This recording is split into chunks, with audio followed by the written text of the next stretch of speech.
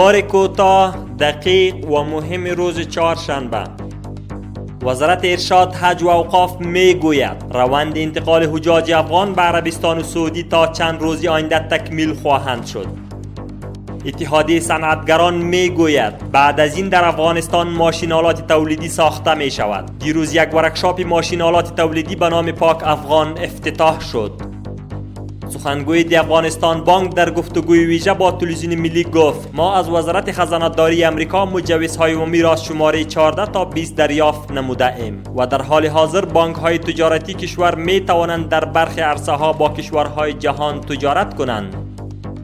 وزارت امور خارجه حمله ظالمانه نظامیان اسرائیلی بر شهر جنین در سمت غرب اشغال شده را به شدت محکوم می کند. این گونه اقدامات ضد بشری نیروهای اسرائیلی در برابر فلسطینیان مظلوم نقض آشکار قوانین بین الملل اسلامی و بشری است و احساسات مسلمانان جهان را برمی انگیزد.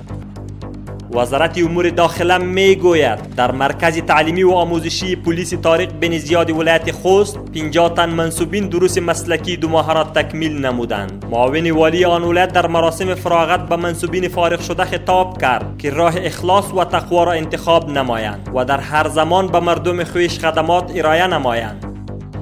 قیمت مواد اولیه در بازارهای کابل به گونه چشمگیر کاهش یافته است، در حالی که در گذشته با نزدیک شدن عید این قیمت‌ها به گونه چشمگیر بلند می‌شد. نماینده کوچی‌ها آقای حبیب الرحمن افغان در ولوسی جرگه اداره اسبق از طریق کمیسیون تماس با شخصیت‌های افغان به کشورش بازگشت.